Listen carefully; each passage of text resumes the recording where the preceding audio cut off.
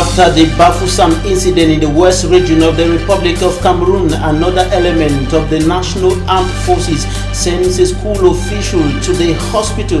A principal or a discipline master of government bilingual high school, Bonasama, in the Douala 4 subdivision is under medical attention after she and her colleague were beaten by an officer of the National Armed Forces earlier today, and workers of the Banana and Plantain Research Center in Jombe, Mongo Division, Littoral region of Cameroon are bent on putting an end to all activities in the center. They are protesting against the accumulation of over 28 months of unpaid salaries. Those were our top stories.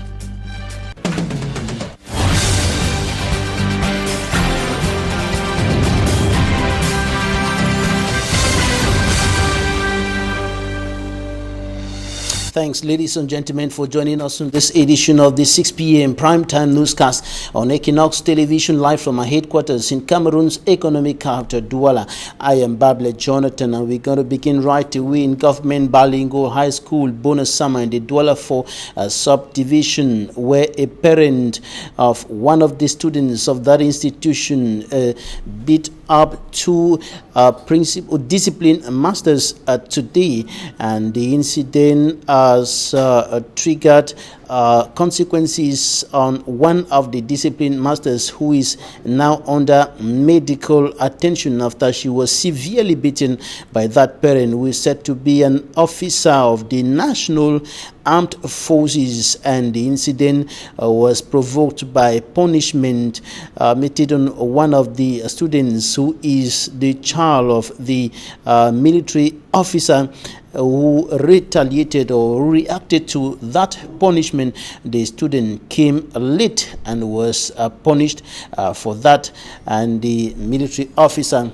decided to beat up the two discipline masters who were on duty this morning. Greater details on this in this extract of the principal of Government Bilingual High School, Bonasama, in the Douala 4 subdivision. Take a listen. It was at about 8:20 when a gendarme officer who did not wear his uniform came at the gate with his daughter to drop the daughter.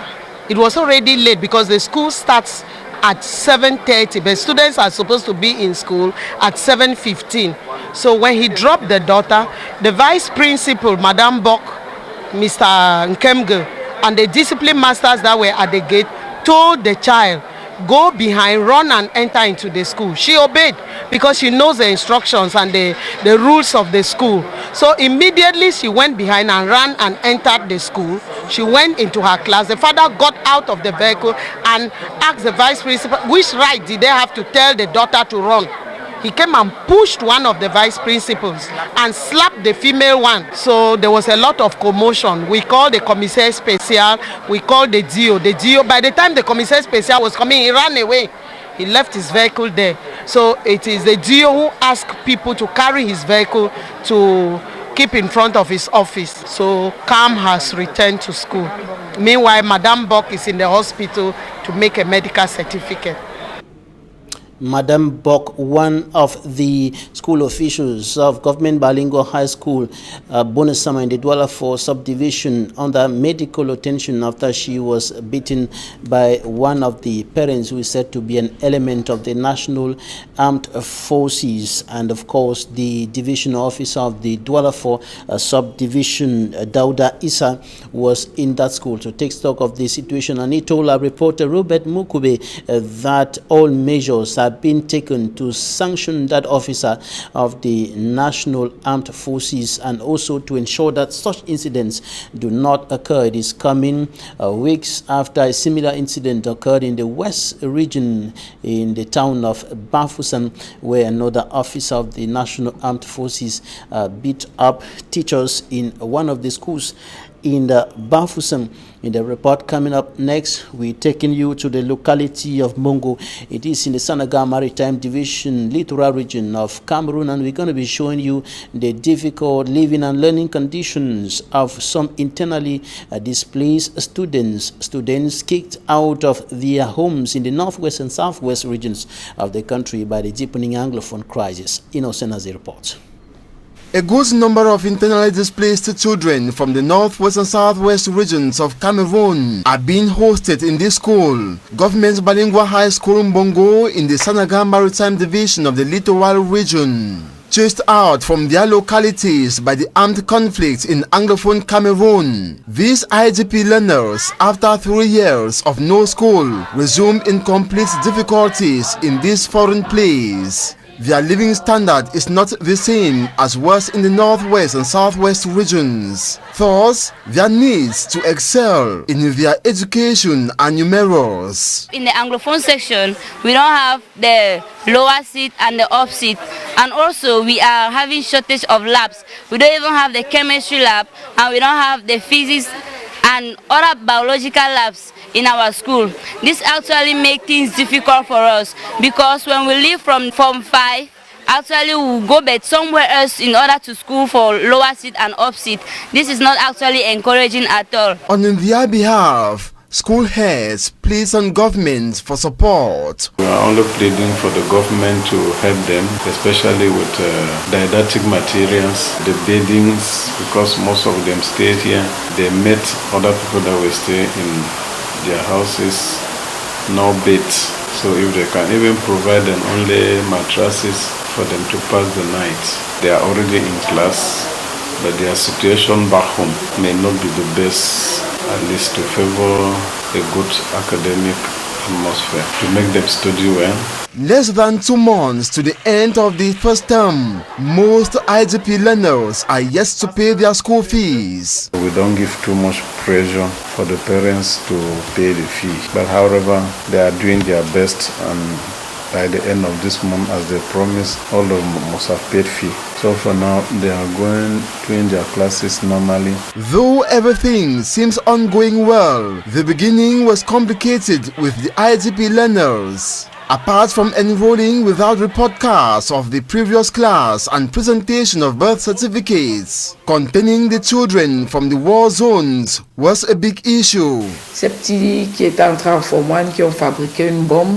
The school administrator says one of the IGP students from the start of the academic year began by fabricating a little explosive which frightened other students. Il fabriquait ça, c'était de vrais chimistes. The student she knows was immediately counseled and coordinated, while the parents, surprised, demanded excuse. Parce que même des parents étaient très surpris de savoir que leurs enfants pouvaient fabriquer des choses aussi dangereuses. With ease reigning in the school, the IGP learners proudly expressed delight resuming schools away from their restive regions. For me, living the Northwest, coming here actually is a privilege as I'm going to school.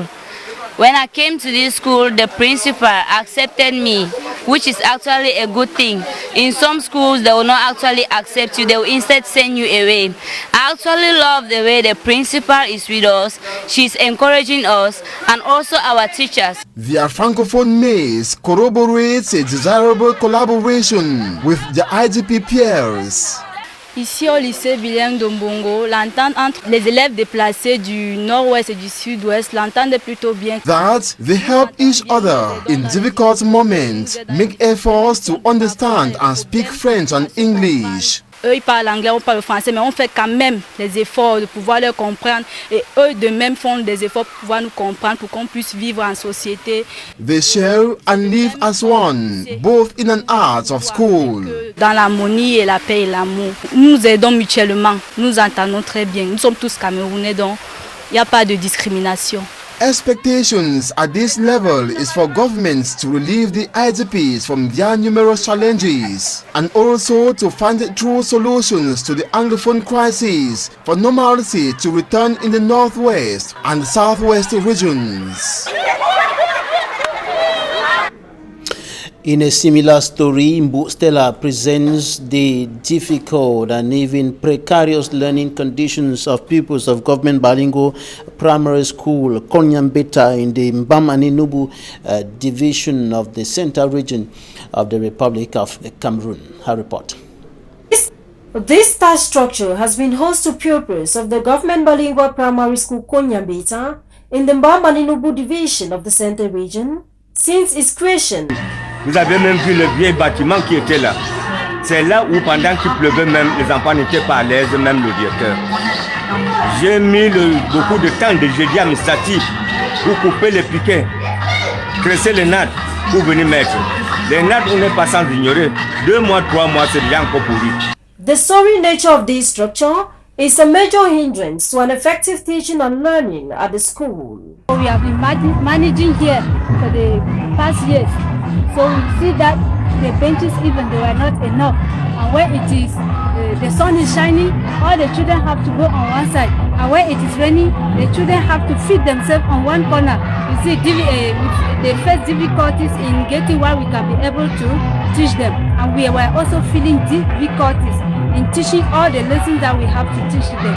In 2018, the government constructed a block of 2 classes with just 2 classrooms. Classes 1, 2, 3 and 4 are forced to study in one section, while classes 5 and 6 study in the other. As lessons go on in both classes, the challenges of teaching and learning only increases. They are not yet enough because there are only 2 classes.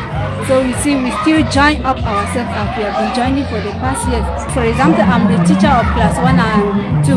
When I am teaching, the other ones are making noise, making it difficult for my children to listen very well to what I'm teaching. And when the other teacher is teaching, my own children are making a lot of noise. Today, the parents and their children are gathered here to receive an additional structure constructed by the Strategic Humanitarian Services (SHUMAS) and her partners. Last year, this school applied, and you can see the state of their building. When they applied, we thought that they were really in need. We came and did the feasibility studies, and then they scored in the area of need. They scored very well. In the area of local participation, they scored very well. So we decided to put them within our 2019 budget. We helped them construct 2 classrooms, an office, and then a toilet block. And this is actually the 6th school that we are building in Mbamaninubu subdivision. The division is just me. The school, as it was, I don't know if you can call it a school because it was just a broken down hut really. This is where children need education. I am so motivated. This is my 3rd trip to Cameroon. It's the 3rd school my family have funded, and it probably won't be the last. It's so inspiring. You know, this gives hope. It gives hope to the children, it gives hope to the teachers, hope to the community. For the first time in 9 years, the institution gets a toilet. The head teacher, who is also the lone teacher, also gets an office. The government bilingual primary school Konyambeta still has an urgent need for teachers, potable water, a playground, and access roads.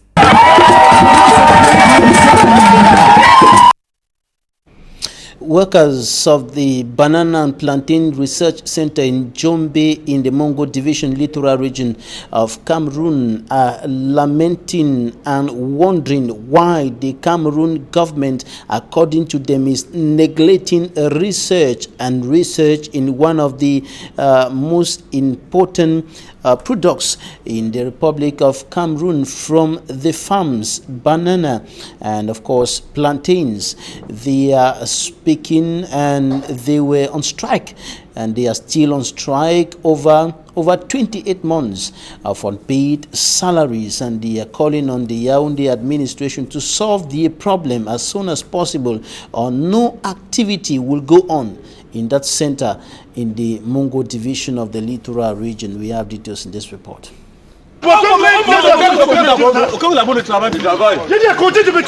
Workers who have not been paid for more than 2 years.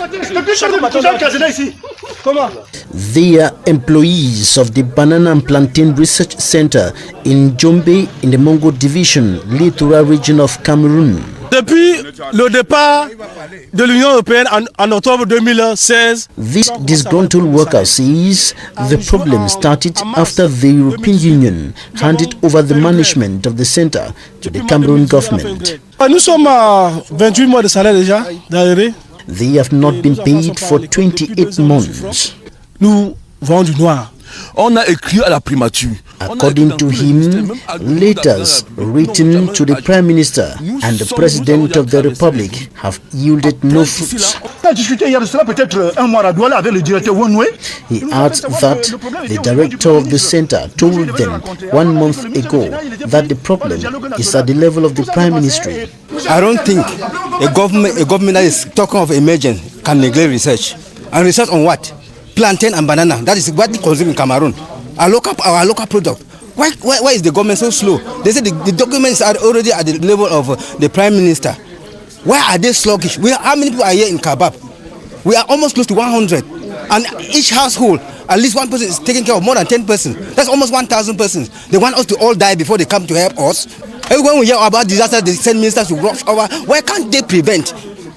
My message to the government is that they should try to prevent. The center, they have invested much in Kabab. Why are they neglecting Kabab? They are suffering. They are unable to take care of their families. Mes enfants sont dehors. On les chasse. Voici l'autre qu'on a chassé le statique.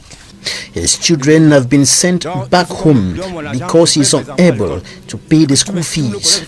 These angry workers of the Banana and Plantain Research Center of Njombe are bent on disrupting all activities in the center until their problems are solved.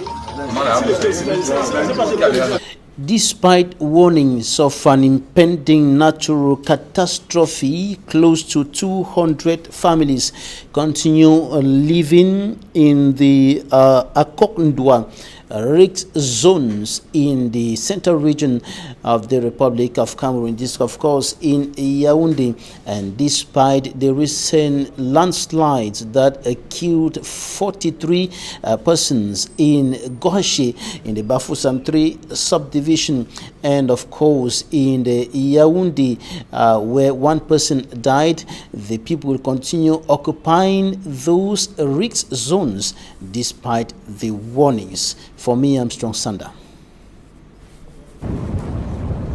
Visiting Ekokdwe is possible from many parts of Yaoundé 6 subdivision.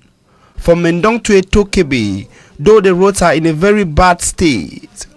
Going through Etokebe 2 along the Johannesburg side of the neighborhood, the Ekokdwe giant rock, which is now at the center of discussions in Cameroon, becomes so visible from a distance.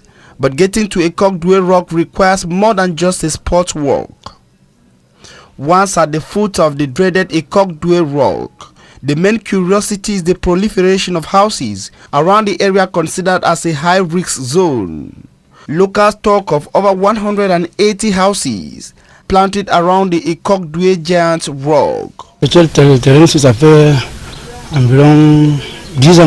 Speaking with no signs of fear of a possible disaster, this family head says he came to Ekokdwe some 10 years ago and was encouraged to purchase the land by people who have been there for over 40 years.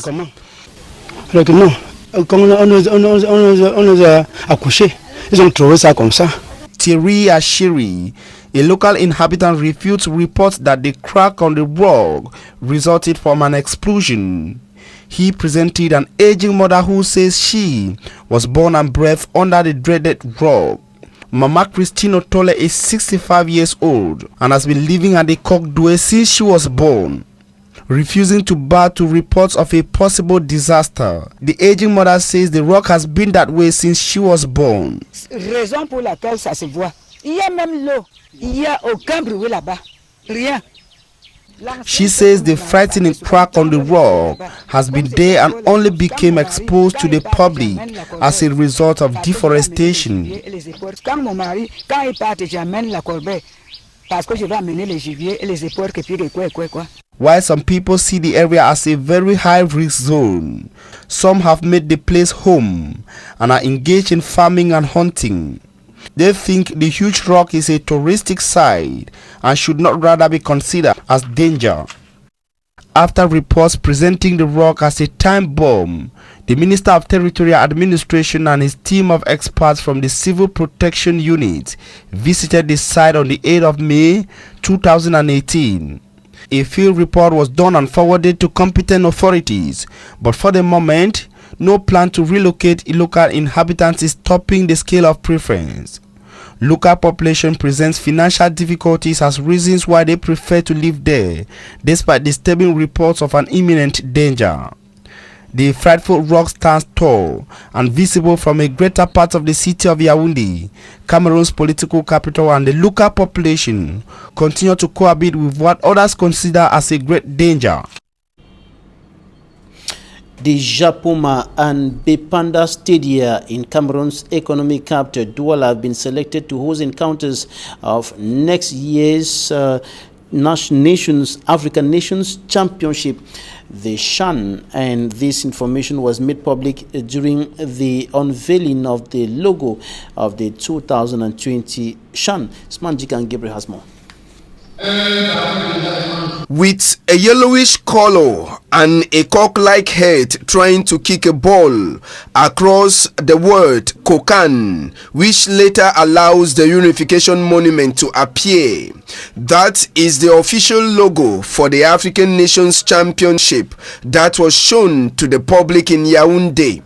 Apart from the logo, the host cities and stadia where the competition will be played was also a public news. The Ahmadou Ahidjo Omnisport Stadium in Yaoundé will host matches, while the military pitch will be for training of teams that will be based in Yaoundé. Douala will have two venues for the competition, the Japoma and the Reunification Stadia, whose work are still to be completed, will host the main matches, and the Bonamusa the pitch will serve as a training field for the teams. Meanwhile, the Limbe Omnisport Stadium at Ngeme will host the matches, and the Moliko Omnisport Stadium will serve as the training pitch.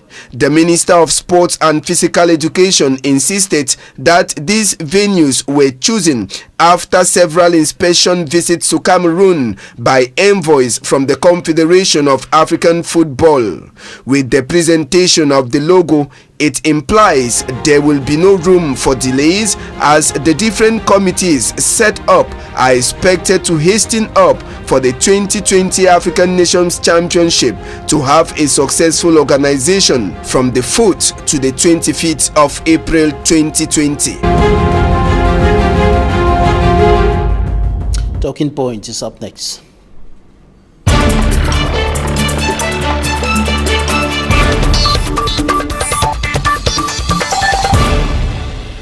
Our guest in this edition of the news is Senior Barrister ASHU Emmanuel, member of the Cameroon Bar Association and National President of the Reform Political Party. Barrister, you're welcome. Thank you, Jonathan. Good evening, televiewers.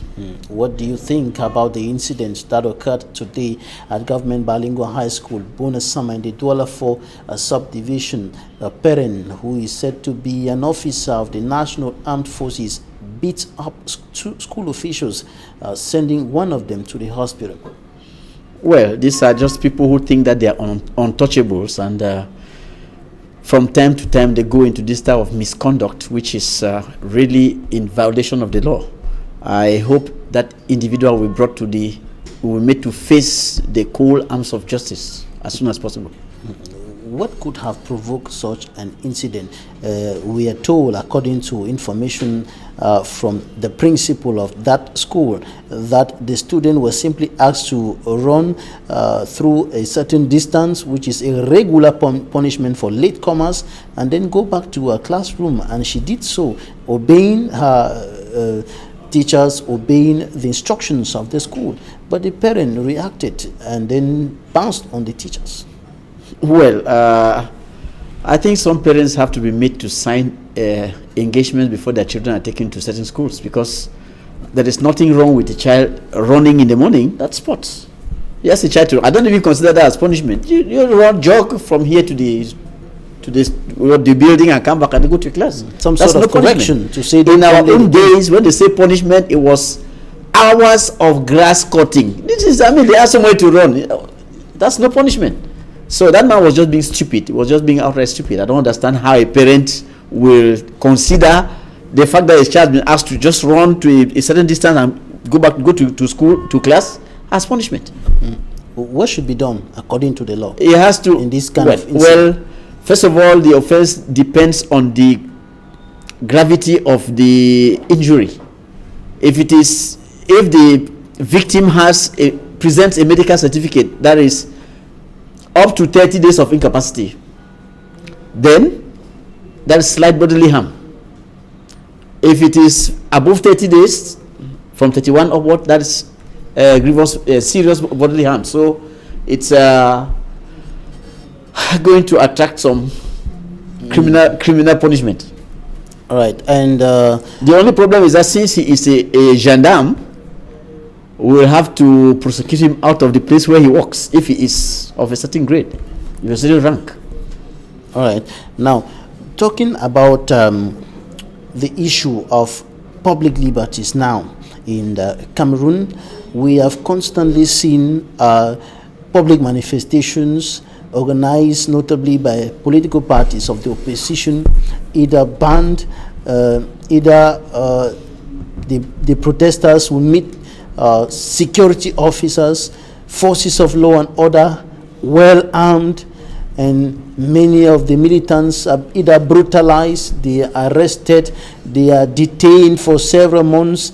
And the last of such meetings banned is the press conference of Penda Ekuka, former advisor at the presidency of the Republic, now an ally of Professor Maurice Kamto of the CRM political party. And before that, some militants of the CRM political party met with stiff resistance in Ebolowa, and other incidents like this occurring. What does the law say about public liberties? Well, in order that everybody should know what the law provides, I think you should permit me read this provision so that everybody should judge for himself. The law to lay down regulations governing public meetings and processions, law number 90/055 of 19 December 1990. General provisions, section 1, public meetings and demonstrations shall be governed by the provisions of this law. Section 2, any meeting held in a public place or a place open to the public shall be a public meeting. Section 3, persons shall be free to hold public meetings no matter their purpose. However, such meetings shall be subject to prior declaration. Sub 3, meetings on public highways shall, except on a special authorization, be forbidden. Section 4, the declaration referred to in section 3 sub 2 above shall be made to the district head or subdivisional officer with jurisdiction where the meeting is planned at least 3 clear days before it is held. Sub 2, the declaration shall state the full names and permanent residence of the organizers, the purpose of the meeting, the venue, the date, meeting time, and must be signed by one of them. Sub 3, the authority receiving the declaration shall immediately issue a receipt thereof. Section 5, any public meeting shall have an executive comprising at least 3 persons responsible for keeping the peace, preventing any violation of the law, prohibiting all speeches that conflict with public policy or that are likely to incite people to commit felonies or misdemeanors. Sub 2, the administrative authority may send a representative to attend the meeting. Sub 3, only the executive, this is very important, only the executive may adjourn or stop the meeting. Only the executive may adjourn or stop the meeting. However, where the meeting gets out of control, the representatives of the administrative authority may, if duly requested by the executive, put an end to it. Now, the rest concerns public processions which are subject to authorization, not declaration. So you can see clearly that the divisional officers are applying provisions which are meant for public processions to public meetings, which is very wrong, because it is in the public procession that you are told that they have the right to change the course and even to refuse under public procession. That's Article 8. But we see them, like in the case of the press conference you just mentioned. A divisional officer takes upon himself to ban a press conference. It is wrong. It's illegal. The law says people shall have the right to hold the meetings no matter their purpose. And that's where I was subject to any authorization. He said no matter their purpose. No matter the purpose. That's Article 3. Persons shall be free to hold public meetings no matter their purpose. And then you come to Section 5, Sub 3. Only the executive may adjourn or stop the meeting. And even when there is trouble, the executive meeting may ask the administrative authority to help them. So long as they don't ask him, he sits quiet. You see, so they are just violating the law.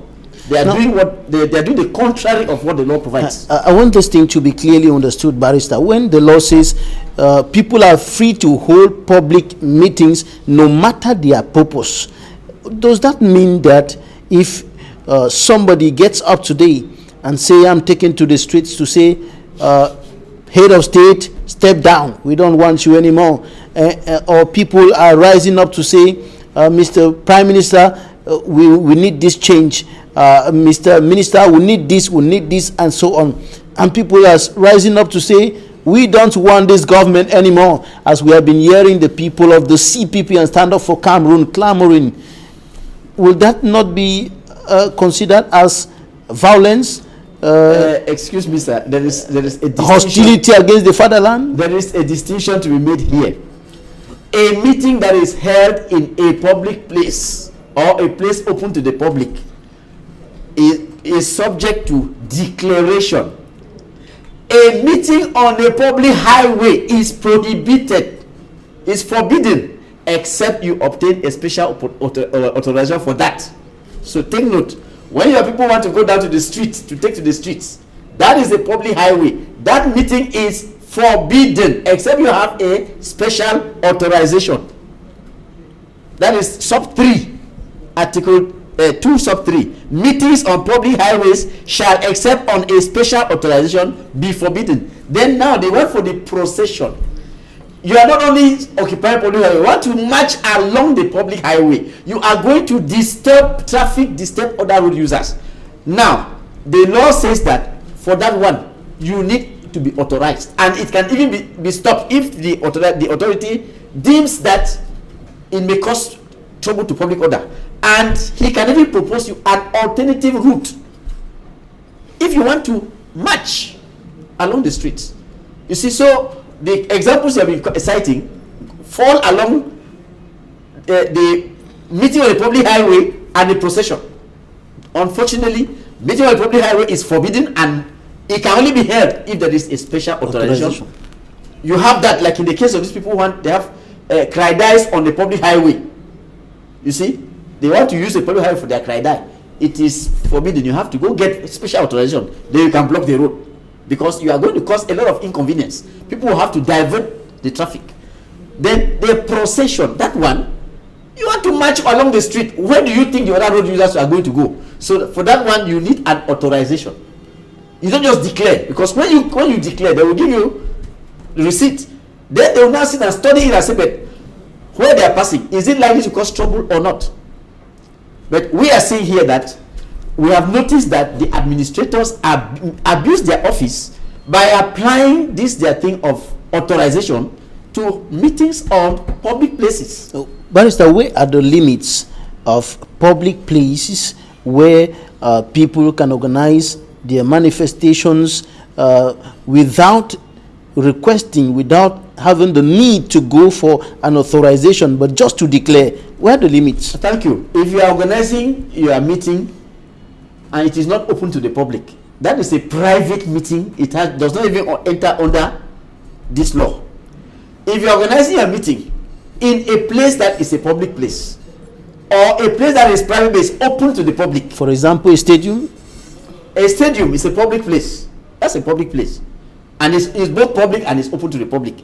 If you are organizing in Akum Hall, you are organizing a meeting in Akum Hall, and then the people attending this meeting are all and sundry, then it is a public meeting. And if it's a public meeting, that meeting must have an executive that must be of at least 3 people. and at least one of them has to sign the declaration, and you have to file your application, your declaration 3 days before the meeting at least. For the public possession, it must be 1 clear week. 1 week. You see, so the bottom line is, for a public meeting, the meeting should take place in a public place or a place open to the public. But for a procession, it is a highway, it is the road. You are not using a small part of it. They tell you that if you are using a small part of it, it is forbidden, except you have special authorization. But here is a group of people who are not using a small part. They want to use the whole road, maybe 1 kilometer or 2 kilometers. That one, it is normal for the law to provide that. The administrator should look at it and say, well, at this hour, 3 o'clock, guys want to march. There will be a lot of traffic jam. If we are authorizing on this place, there will be too much traffic. So let us send them to Udea place, to this Udea square down there, where they can march freely. That is the reason why the law has made a provision that the administrator can shift. Or if he sees that it's really going to cost trouble, we say no, please. There he has a right to ban for public processions. But what we are seeing is they are applying that one to public meetings, which is wrong. A public meeting is not subject to authorization, it's subject to declaration. And even when they attend, they don't have the right to stop the meeting. It is the executive of the meeting that is in control, that has the duty to call them for help us to keep the order. So long as they have not been called, they should keep their calm. The protest moves of the CRM political party took place on some streets in some major towns of Cameroon, and those protest moves were banned. And even recently, the militants of the CRM met with stiff resistance, met with forces of law and order in Ebolowa, where the authorities operating or taking their decisions within the ambits of the law in this context. They are very correct in the context of the CRM protest moves, because when you want to use the streets for your demonstrations, you are falling under the ambit of section 2 sub 3, a meeting in a public highway. It is banned, it is forbidden. The law tells you that it is forbidden except you have a special authorization. When they take to the street, they don't have such an authorization. They should not make the mistake to consider those type of meetings in the public place, because generally a meeting in a public place or a place open to the public, you don't need an authorization. But when you have to use the highway, you are told by the law that it is forbidden except you have a special authorization. And if you have to use the big brother, that is to march along the highway, that one is serious. The notice period is 1 week instead of 3 days for public meeting, and the administrative authority has the right to ban. He has the right to ban. He has the right to propose you an alternative route. From what you're saying, it can be concluded that with the case of Ebolowa, for example, which was a meeting that was supposed to hold at a well-defined area and not a protest move, but was banned, was a violation of the law. No, the one in the stadium. You see, before you reach the stadium, imagine all that crowd. They have to walk along the street to go to the stadium, but not protesting on the streets. The ban was correct. No, it was correct. They were walking to go to the stadium. The ban was correct. They were to use the streets before reaching the stadium, and even after. It was correct. Now, it was clearly a procession. All right. Now, talking about meetings in private places, meetings in private homes, in maybe a hotel, an area not open to the public. A hotel is open to the public, sir. A hotel is an area open to the public. But a conference hall may be reduced only for some persons. Participants are a closed circle. There's no problem with that. Exactly, that is what I'm saying. If the participants, for example, at the press conference of Pende Kuka, were just coming to take part in the press conference in a closed-up meeting, yes, say no? At his residence, I say that one is a violation of the law, because it's a meeting in a private home. It is not open to the public. I don't see any reason why any person should use the law on processions to ban that meeting. And that is what is happening in Cameroon today. What are the consequences of all these happenings, banning of meetings here and there, private, public, on the streets and so on? The consequence is that this type of behavior, you see, aggravates the social strife, because you make people uneasy, people are uncomfortable, people are disgruntled, they think that their liberties have been trampled upon by administrators who are simply overzealous. Attracting some sanctions from foreign countries like the United States. Of course, you see, there's the unfortunate part of it, because when these administrators behave that way, the people outside there will say it is the government. But the sous-prefet who does that type of thing does not get leave from the government, from the prime minister or from any minister. I mean, he receives a letter and acts on it, but the repercussion is that the international community will see that it is the government that has stifled private individual liberties. Barrister ASHU Emmanuel, I want us to talk about the Anglophone crisis now. For 3 years today, close to 3 years, civil society leaders, political leaders, international non-governmental organizations have been calling for a ceasefire in the northwest and southwest regions, a liberation of all those who have been arrested and detained in connection to the Anglophone crisis, and general amnesty for all those concerned by the crisis in and out of the country. But these are far from happening. Why? Well, the president told us when he was convening the major national dialogue that it would be improper to release criminals who have violated the law, and you see, it's improper to just order that they should be released. And you see, we have heard administrators say severally that the state should not be seen as weak, because some of them think that if you grant a general amnesty, the state will be seen as weak. I think that you see, we have reached a stage where people have to remember that the general interest is better, is greater than our individual egos. We want peace in this country, and we cannot be seen to be talking about this one is weak or this one is strong. If the measure is necessary to bring peace, why don't you put it on the table? We think that it is something that is nice to be on the table, because you cannot be talking of ending a civil war, because that is a full-blown civil war. It's not just any type of crisis. You can't end a civil war without amnesty. You can't. Without a ceasefire. They came out with proposals from the major national dialogue. How are you going to implement them? They are even talking now of organizing municipal and municipal elections. How will you organize them when nobody can move freely in that area? How is that possible? So you see, those measures are very important, and any person who has his head on his shoulders should know that it is in the interest of Cameroon as a whole that there be a ceasefire, that there be a general amnesty, for there to be an enabling environment for us to sit down and talk properly. We haven't done so yet. These calls have apparently been falling on deaf ears for close to 3 years now, and a section of Anglophone Cameroonians have continued pressing for the restoration of the independence of the former Southern Cameroons, and the situation has continued deepening on the ground. But Barrister, what do you think about the independence option, the independence struggle? Well, you see, I think that people who are asking for independence of Southern Cameroons today, they are not informed.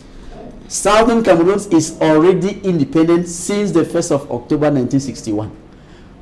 We should have this thing clear. You see, just visit Resolution 1608 of the United Nations General Assembly, 21st of April 1961. It is very clear.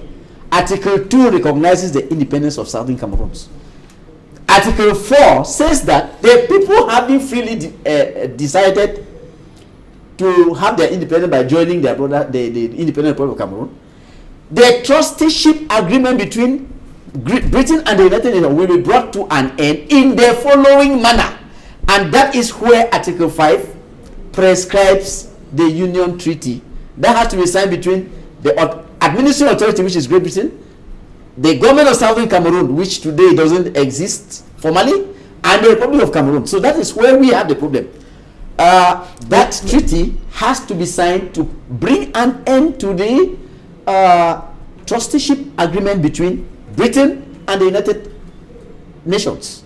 That has not been done up to today, and that is the reason why many people say the reunification process has not been concluded. And the independence which you are talking about is independence in union with the former Republic of Cameroon. But those who are asking for independence today want a full state for themselves. Is that feasible? Well, for that to be feasible, they have to go back to the United Nations General Assembly. And until that is done, we have to deal with the situation that we have on the field.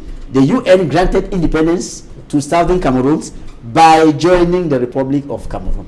Now, you see, some people think that it is not possible for two independent states to live together. I'm sorry, those who have done international public law will know that there is what you call a confederation, which is a union of two independent states. A confederation. That 1961 federation was inappropriate because it was a unilateral act by one of the two parties, one of the three parties. A decree by ASHU imposing a federation on Republic of Cameroon and Southern Cameroon. It was improper. It was illegal in the eyes of international law, and it is untenable. So that is the reason why today you have many international organizations. You have the European Union, the United States, even the UN, are still asking Cameroon to hold a real dialogue, which is going to be between the two states. Barrister ASHU Emmanuel, member of the Cameroon Bar Association and national president of the Reform Party. Thanks for coming. You're welcome, sir. Thanks, ladies and gentlemen, for staying with us. That's it for today.